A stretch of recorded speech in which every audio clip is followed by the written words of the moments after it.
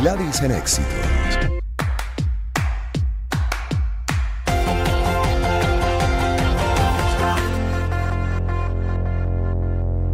Ok, ha sido noticia que China va a donar 500 millones de dólares a la Organización Mundial de la Salud en los próximos 5 años, de acuerdo a declaraciones del gobierno.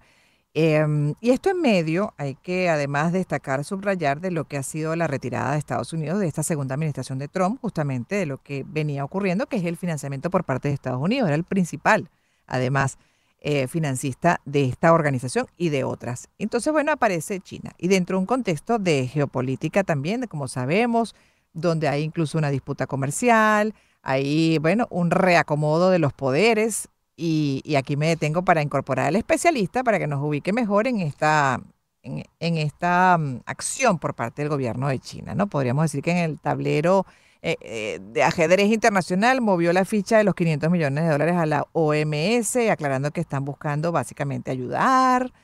Pero como vamos, como estamos, yo creo que hay algo más. ¿Cómo lo ve usted? El doctor Alfredo Ordóñez López es internacionalista, es profesor e investigador en el área de Relaciones Económicas Internacionales, actualmente director del Centro de Extensión Profesional de la UCB. Bienvenido, doctor.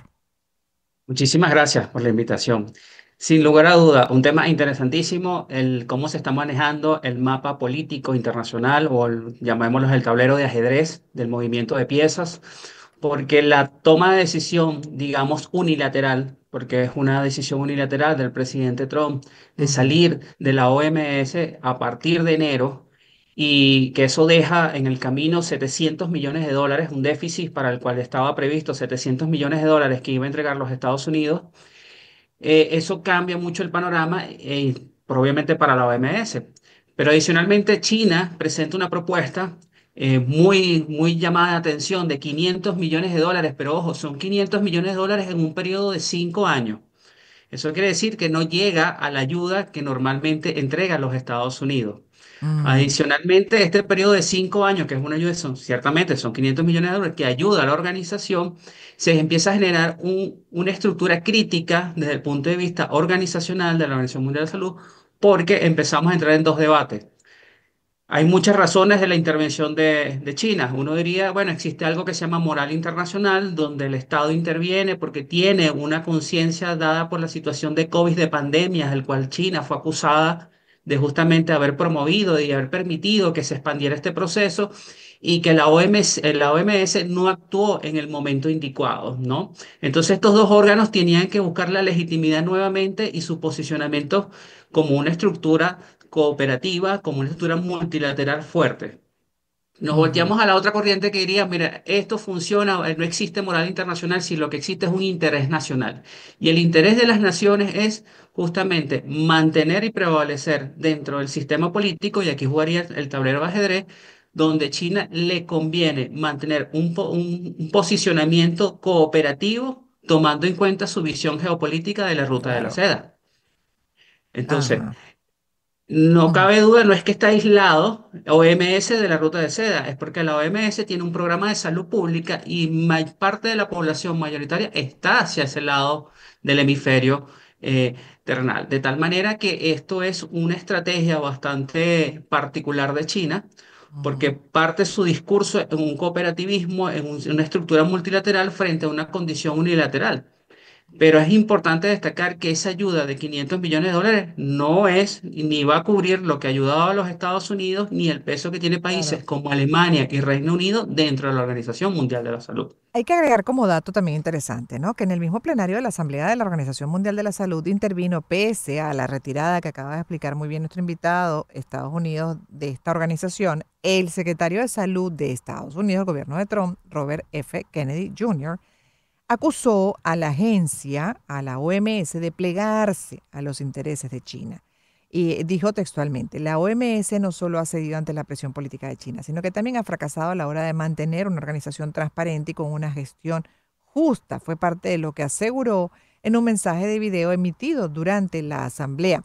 De hecho, en esta última, digamos, jugada de China, entre otras cosas, yo recuerdo haber leído, creo que fue ayer o antes de ayer cuando se mencionó esta noticia, justamente, bueno, que destacaban que la organización se iba a mantener, o por supuesto esto ayudaba a mantener el equilibrio, ¿no? de la Organización Mundial de la Salud, que básicamente, bueno, va a apuntar al interés de las poblaciones, no de los gobiernos y de esos intereses además geopolíticos. Entonces, todo lo contrario es lo que subraya Kennedy. Y bueno, el caso adicional en esa declaración que él hace en video, porque la hizo Ujú. justamente vía online, su intervención ante la Organización Mundial de la Salud, más bien invitó al resto de los países a unirse a Estados Unidos a retirarse de la Organización Mundial de la Salud. Algo que es lo que realmente prende las alarmas de toda la organización, porque de alguna manera Estados Unidos sigue siendo un país con mucho posicionamiento geopolítico, con mucha fuerza, con mucho arraigo. Tal vez no tenga la legitimidad de esa idea unilateralista de su tomador de decisión, que es el caso de Donald Trump, pero Estados Unidos como Estado-nación sigue teniendo una fortaleza importante. Ahora, el caso de China es indudablemente hay dos casos de elementos. Es recobrar su legitimidad porque todavía, a pesar de que consideramos un país fuerte, un país con un crecimiento económico indudable, con un posicionamiento poblacional importante, todavía no es considerado un país hegemónico ni un poderío importante dentro de la región. Ahora, lo que sí está haciendo China es recabrar posiciones, mover pieza por pieza en cada uno de los espacios, porque y aprovecho esta oportunidad que les está dejando los Claro, Estados Unidos de mover claro. una piecita más dentro de la OMS. Pero ojo, recuérdense que la OMS y lo que es la Organización Mundial de la Alimentación, que es digamos el caso de la FAO, también han sido muy críticos los gobiernos, sobre todo el mundo occidental, han criticado mucho a estas organizaciones por tener alianzas muy pegadas con China, pero que son programas que han sido financiados por China. Entonces, así como está sucediendo en la OMS, no descartemos la FAO. La FAO es una organización que también ha sido muy crítica, ha sido muy criticada sobre esta estructura porque ha ido recopilándose al todo ha sido el financiamiento de Asia y hay una corriente Ujú. de contra del posicionamiento de China en cada una de las regiones. Si no lo vemos en el caso de Colombia con, con el presidente colombiano que aceptó una alianza de convenio en la ruta de seda, siendo el primer país aliado de los Estados Unidos. Sí, claro, y así vemos también otros acercamientos, ¿no? Así es, pero me gustaría con usted revisar justamente lo que ha sido la actuación de la OMS en medio de esos cuestionamientos que subraya, porque además durante mucho tiempo, pues el principal donador, por decir así, ha sido Estados Unidos. Todo este tiempo, todos estos años, cómo se ha manejado la OMS, qué es lo que ha evidenciado dentro de esas críticas que se le hacen. Recordemos que la OMS tiene como función crear estrategias de posicionamiento de salud pública a nivel Se internacional y, por supone. supuesto, conforma alianzas con todas las instituciones de los estados partes para crear programas que permitan atender aquellas enfermedades o epidemias que puedan extrapolarse de esta manera, es decir, Ujú. evitar una pandemia. Ese realmente es el trabajo de la OMS.